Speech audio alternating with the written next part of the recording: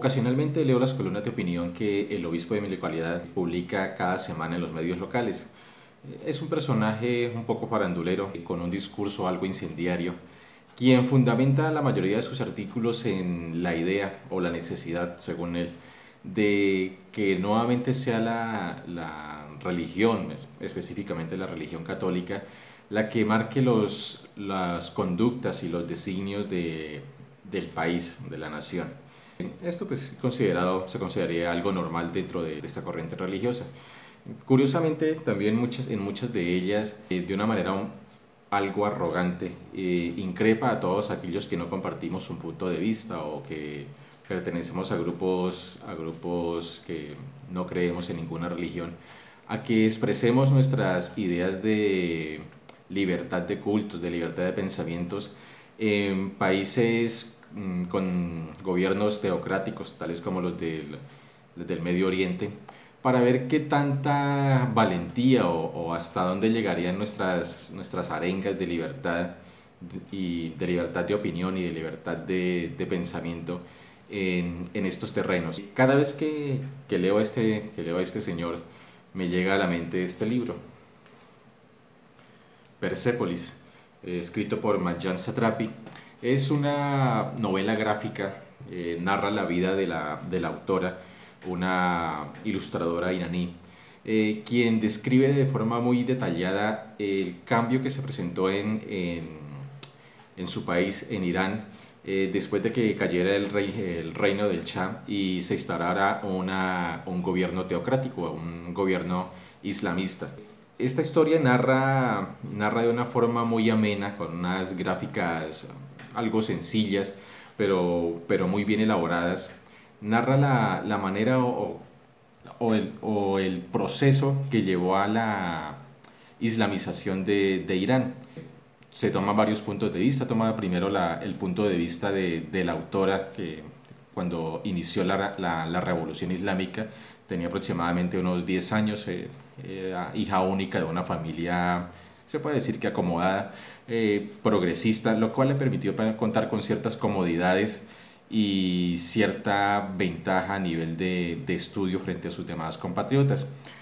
También narra posteriormente cómo sus padres, al ver el estado al ver el peligro en el que estaba cayendo el país, al radicalizar sus ideas con base en argumentos religiosos y bueno, también políticos, cómo decide enviarla a Europa a terminar sus estudios y el impacto que tuvo este cambio de ambiente, este cambio de cultura en una joven ya adolescente. Entonces una narración también de la manera como se vio el choque cultural entre el personaje y el ambiente completamente liberal de la Europa de aquellos tiempos. Es una novela interesante. Por desgracia el final no fue muy de mi agrado. Digamos que no, por ser una novela biográfica, pues uno no esperaría que el final fuera gran cosa, pero a lo largo de toda la historia sí es muy entretenida. El libro se escribió aproximadamente en el 2000-2003, es de editorial Norma. Se le hizo una adaptación al cine, también en dibujos animados en el 2007, la cual fue ganadora del festival del premio de Cannes. ¿A qué viene todo esto? Podemos decir que Colombia es un país altamente religioso. Según estadísticas más o menos del año 2009, consideraba que aproximadamente del 50 al 60% de la población colombiana es católico o era católico. Pienso que es una cifra muy optimista. El porcentaje de católicos verdaderos es mucho menor, ya que la mayoría de ellos simplemente podrían considerarse como católicos tibios o católicos de Semana Santa, que simplemente por cuestiones de costumbre o culturales tratan de cumplir algunos de sus ritos o de sus preceptos y de resto continúan su vida común y corriente. Curiosamente yo también o estoy catalogado dentro de este grupo o estaría catalogado dentro de este grupo, pues fui bautizado, recibí la primera comunión, recibí la confirmación y debo estar ahí en los registros de la parroquia de mi pueblo. No me he retirado porque me ha dado pereza hacer el trámite legal. Es más, según tuve conocimiento de algunas fuentes, algunos consideran que esto no es efectivo Y segundo, a pesar de que muchos religiosos me miran con cierto recelo, aún no he sido excomulgado, aunque cumplo muchos de los criterios para hacerlo, pero digamos que eso es algo que me tiene completamente sin cuidado. Estas mismas estadísticas indican que aproximadamente el 35% de la población pertenece a un grupo de iglesias protestantes, principalmente las de corte evangélico pentecostal, y un 10-11% a nuevos grupos cristianos como los ministeriales y otros, lo cual nos da un porcentaje bastante alto de población que pertenece a todo este grupo de iglesias.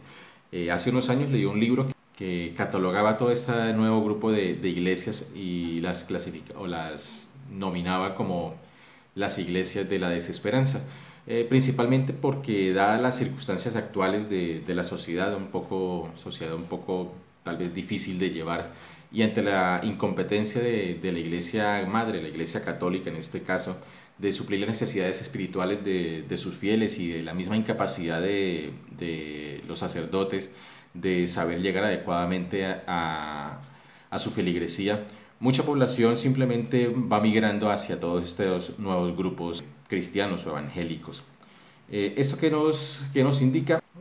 Primero indica que efectivamente, como decía al principio, el pueblo colombiano es altamente religioso, pero se está presentando últimamente un fenómeno algo extraño, secundario a los cambios que se están presentando en el mundo, a la globalización de la información. Creo que estos grupos religiosos han considerado necesario cambiar sus políticas para lograr una mayor fidelidad y llamar más la atención de aquellos que aún están indecisos o las ovejas descarriadas.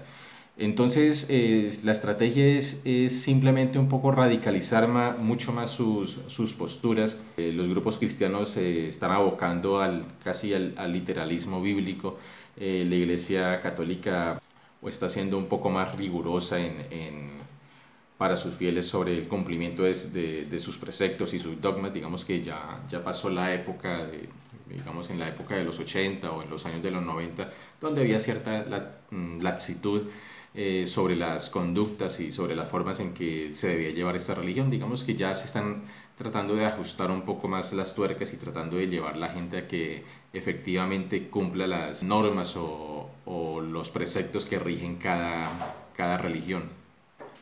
Y en este ambiente de afianzamiento de la espiritualidad, dichos grupos han tomado como caballitos de batalla a tres aspectos. Principalmente lo que son los temas de aborto, el tema de eutanasia y el tema de los derechos de los homosexuales.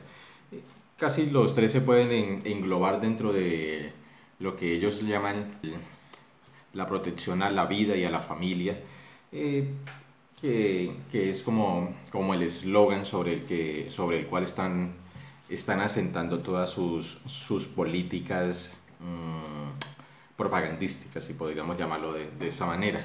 En lo referente al aborto, pues debido a la misma naturaleza del fenómeno, y estos grupos religiosos sí han logrado sentar su posición frente a estos temas, logrando en cierta medida frenar muchos de los intentos para legalizar en todo sentido dicha práctica.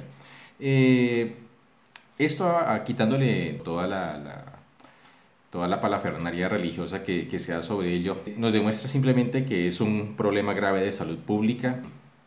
Es indicativo de problemas de inequidad social y también un grave problema de educación. Las políticas de salud reproductiva que se implementaron no dieron los resultados que se estaban esperando, tal vez porque no se han adaptado a los cambios a los que ha estado expuesta la juventud actualmente. Estamos ante una sociedad altamente sexualizada. Digamos que en la época de mi juventud, en la época de mi adolescencia, para ver una teta o un culo tenía que esperar a que llegara el fin de semana y ver la función de cine de Premier Caracol a las 9 de la noche y rogar para que en ella eventualmente mostraran algo. Ahora simplemente lo que tengo que hacer es tomar el celular, conectarme a internet y voy a tener sexo fácil, gratis y rápido.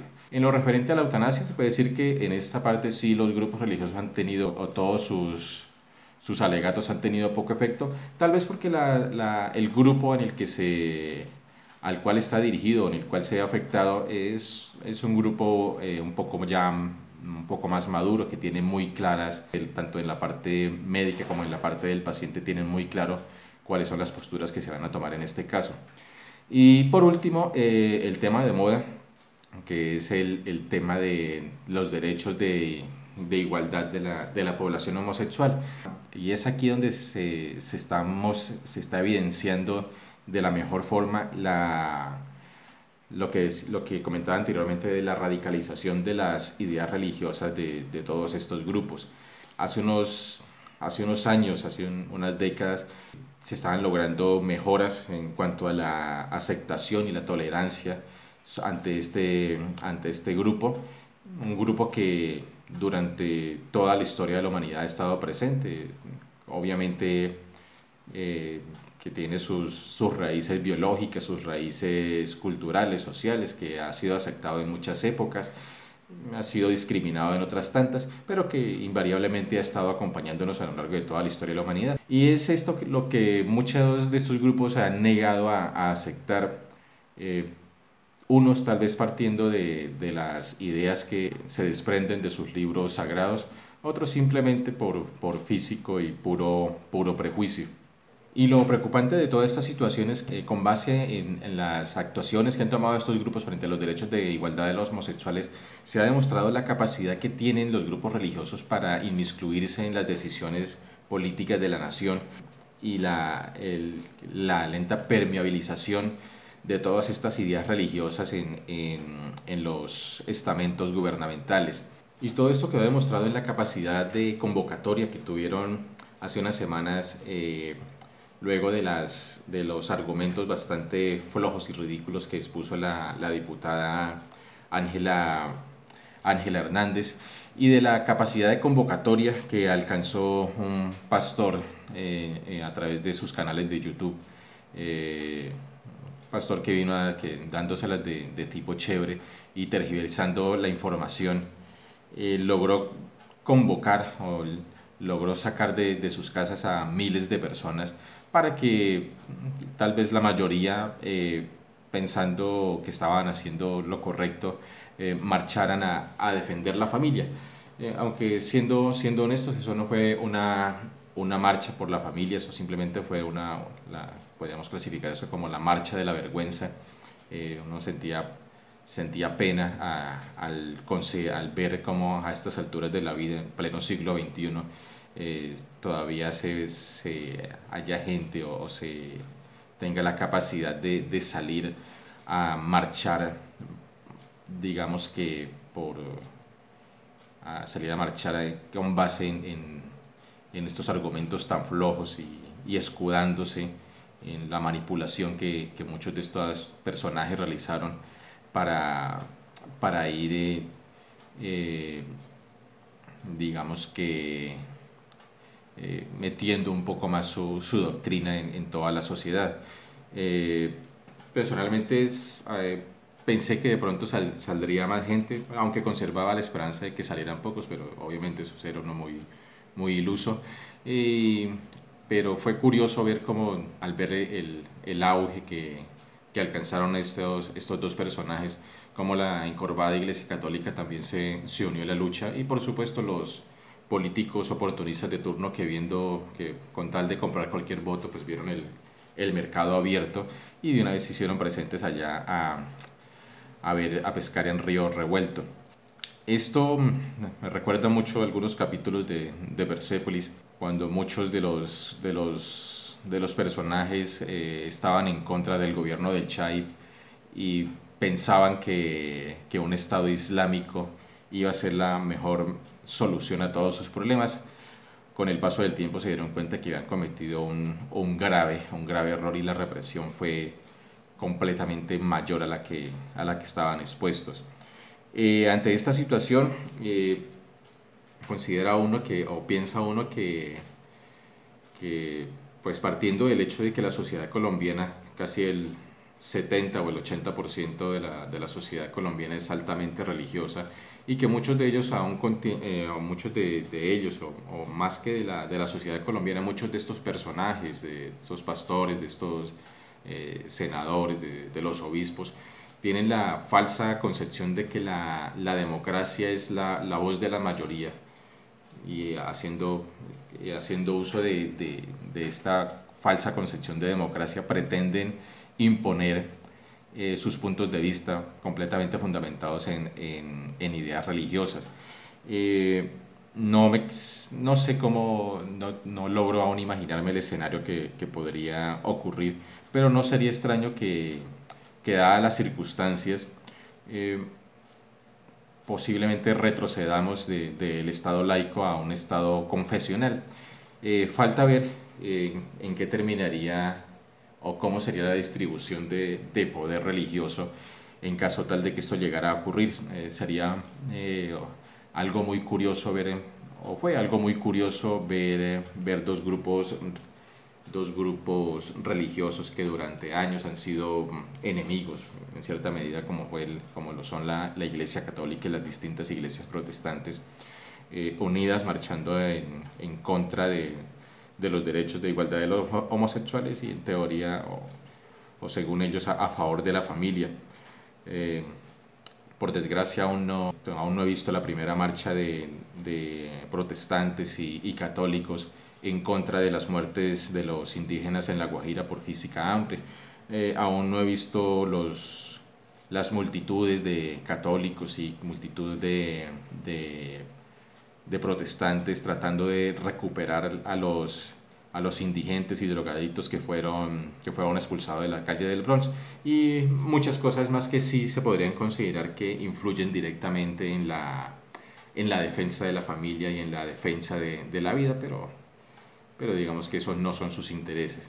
Sí me resultaría curioso, ante el hipotético escenario de que nuevamente este país se convirtiera en un estado confesional, ver cómo se distribuirían el poder religioso estos dos grupos. Sería gracioso ver hasta qué punto la Iglesia Católica aceptaría que se por debajeara o se desacreditara un poco el papel de la Virgen María por parte de sus amigos los protestantes. Sería curioso ver hasta qué punto permitirían que se le restara santidad a sus santos, o hasta qué punto permitirían la rebeldía de dichos grupos a las órdenes del Vaticano. Y pues en caso contrario también sería aún mucho más gracioso ver hasta qué punto las distintas iglesias cristianas tolerarían en sus lugares de culto imágenes o íconos de santos o imágenes marianas, y hasta qué punto tolerarían las órdenes del Papa. Bueno, no sé, no me logro imaginar cómo se daría este escenario. Y para todos aquellos que no compartimos ninguno de sus puntos de vista o no creemos en ninguna de sus ideas, la cosa no iría mejor. Personalmente, lo primero que yo haría sería comprar un arma para proteger a mi familia, mientras buscaría la forma de salir rápido del país. Puede ser una apreciación un poco peliculera, pero es que anoche vi un video donde un grupo de personas se agolpaba frente a las instalaciones del Congreso mientras el ex procurador Ordóñez presentaba su carta de renuncia, y entre banderas de Colombia, banderas marianas y imágenes del Sagrado Corazón, lanzaban arengas proclamando que él sería el próximo presidente. Pues después de ver esto, uno no considera loca cualquier situación que llegue a ocurrir. Es algo bastante jocoso. Eh, pero tomando en cuenta todo esto, hay que recordar que la mezcla de religión y política o religión y poder es completamente peligrosa, es aún más peligrosa que la mezcla de alcohol y gasolina. Estados teocráticos o estados que se rigen por ideas o principios religiosos no llevan a muy buen fin, o al menos no llevan a muy buen fin a todos aquellos que no comparten sus creencias. El ejemplo que tenemos más patente de esta situación que nos ocurrió a nosotros como nación fue lo que ocurrió en la época de la violencia, en la década de los 40 y de los 50, cuando la Iglesia Católica, escudándose en el monstruo del comunismo, eh, se unió o permitió que su prédica sirviera de combustible para que grupos políticos lanzaran la más sangrienta campaña en contra de sus propios compatriotas. Eh, Después, cerca de la década de los 60, después de ver que la habían embarrado con su discurso, en el cual, aunque no increpaban a la gente a que matara liberales o comunistas, pero sí los obligaba a defender la fe a toda costa. Después de comprender el error que cometieron, trataron de escudarse o de salvar responsabilidades con carticas o documentos que al final de cuentas no sirvieron para nada, ya el daño estaba hecho. Y es precisamente sobre este tema, leyendo un estudio que realizaron sobre la injerencia de la Iglesia Católica en la época de la violencia, donde encontré una parte que me causó bastante curiosidad. Eh, Leyendo, dice, la jerarquía eclesiástica y la dirigencia conservadora estimularon la memoria colectiva retomando viejos fantasmas, reviviendo el estigma antiliberal, evocando la leyenda negra sobre esta colectividad de doctrina e introduciendo en el discurso elementos nuevos como el de la presencia del comunismo en el país, la asistencia a un sindicalismo de corte revolucionario y altamente politizado para justificar la defensa de la tradición cristiana, las buenas costumbres, la integridad de la familia, la preservación del concordato y por ende el reconocimiento oficial de la religión católica como la de todos los colombianos. Todas estas ideas bastante parecidas a la que están sonando en estos días en distintos escenarios, estas ideas bastante parecidas a las de la representante o la diputada de Santander, ideas bastante parecidas a las que cada tanto el obispo de mi ciudad publica en sus columnas de opinión, ideas bastante parecidas a las que el pastor de YouTube que sufre el delirio de persecución gay lanza cada tanto. Entonces vemos que la historia, si no se conoce efectivamente, se puede repetir. Y tienen que recordar todos estos grupos que ninguna religión hasta la fecha ha logrado demostrar que su religión sea la verdadera y que su Dios efectivamente exista. Esta es la razón por la que esta es la razón por la que existen miles de religiones en el mundo, por la que existimos los ateos, porque simplemente lo que hacen es tomar sus libros, los libros sagrados, e interpretarlas a su antojo. Y digamos que eso no es seguridad de nada. Y hay que tener en cuenta que lo que permite que todo este equilibrio se mantenga es precisamente un Estado laico. Es algo complejo, algo difícil que se dé lugar porque al dar libertad de cultos y igualdad a todas estas religiones, se presta para muchas cosas. Que todas las corrientes religiosas de corte bíblico necesariamente tienen dentro de su cuerpo doctrinal el ser evangélicas o evangelizadoras. Un grupo cristiano que no sea evangelizador no es un buen grupo cristiano. Y por desgracia cada una de ellas cree que tiene la verdad y es ahí donde va a complicarse un poco la cosa. Y entonces, bueno, que todos recordemos que el respetar este estado laico, la no injerencia de ningún grupo religioso en las políticas de Estado, lo que permite que los católicos todos los domingos se reúnan en sus templos a realizar sus rituales, que salgan en procesiones, que salgan rezando el rosario en procesión y quemando pólvora, despertando a los vecinos a las 5 de la mañana. Que grupos cristianos se reúnan los fines de semana en sus lugares de culto a hacer algarabía, que pastores, que testigos de Jehová cada rato estén golpeando las casas y lanzando publicidad. Es lo que permite que los mormones estén de aquí para allá en sus bicicletas. No sé exactamente qué es lo que hacen o qué es lo que permite que la cienciología, los que creen en esa cosa, monte sus edificios en todo lado. En fin, es lo que permite finalmente que yo pueda decir que me vale mierda todas sus religiones. En fin, es esto lo que nos da cierta tranquilidad y cierto respiro a poder ser lo que realmente somos. Entonces simplemente es recordarles a todas estas personas que creen que poseen la verdad. Cree que Colombia es una nación que se le debe a Dios. Si la gente que firmó el acuerdo no cree en Dios, ni modo. Recordarle al pastor del internet que Colombia no se le debe a ningún Dios, que yo soy colombiano, así como él es colombiano, yo también soy colombiano y tengo los mismos derechos que él tiene. Colombia sí cree en Dios, en sus principios, y saldrá a la calle a defenderlo, a defender la familia, a defender el futuro de nuestros hijos. Yo no tengo por qué creer en su Dios, no creo en su Dios, no tengo por qué ofrecérmele a su Dios o ofrecer la nación en la cual pertenezco a su Dios. Dios guarde a Colombia, Colombia como debe ser. Recordarle que Colombia, no toda Colombia cree en Dios y que un grueso de la población tal vez no siga su ideología, porque así como ellos desestiman lo que mal llamado es o lo que se han inventado como ideología de género, nosotros tampoco tenemos por qué creerle o seguir la ideología cristiana mal llamada o mal llevada como le están tomando en los últimos años.